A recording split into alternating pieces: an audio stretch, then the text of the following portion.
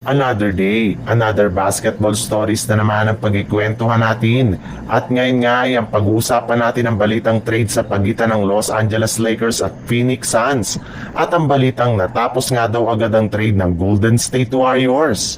Katulad nga ng napag-usapan natin, nire-required pa nga ng NBA ang Los Angeles Lakers na kumuha ng dalawang bagong player na merong regular contract at isang two-way player bago pa man magtapos ang off-season.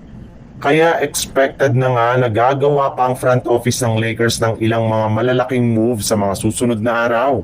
It's either gagawa sila ng trade o di kaya kukuha silang muli ng mga bagong manlalaro na magiging available sa buyout market.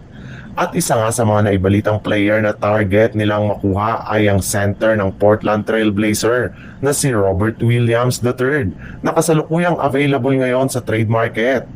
Bukod rin nga kay Williams ay maaari rin naman nga daw na makuha pa ng Lakers sina Dillon Brooks at Nick Richards mula sa Phoenix Suns na siyang magpapalakas pa ng gusto sa kanilang depensa gamit ang kanilang mga players na sina Rui Hachimura at Gabe Vincent. Maaari rin naman nga sila dito na 4-team trade upang sa ganon ay maipagpatuloy lamang nila ang ganitong klaseng trade.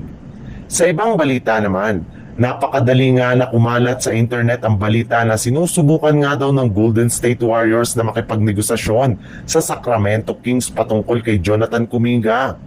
Marami nga silang trade proposal na pinag-usapan at isa nga dyan ay ang napaka-controversial na paghingi nila kay Domantas Sabonis bilang kapalit ni Jonathan Kuminga sa isang sign and trade deal. Naniniwala nga daw ang Golden State Warriors na fair ang ganitong klaseng trade na laki ng potensyal ni Kuminga.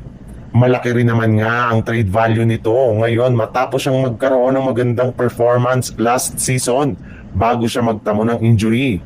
Ngunit agad rin naman nga sinat down ng front office ng Sacramento Kings ang ganitong usapan matapos nilang sabihin na hindi nga daw nila ititrade si Sabonis kapalit lamang ni Kuminga. Mismo ang general manager na rin naman nga ng Kings na si Scott Perry ang personal na nag-real talk sa Golden State Warriors nang matapang nitong sabihin na hindi nga daw isang all-star ngayon si Jonathan Kuminga. Kaya kailangan nga nilang itigil ang pag-assume na isa itong high caliber player.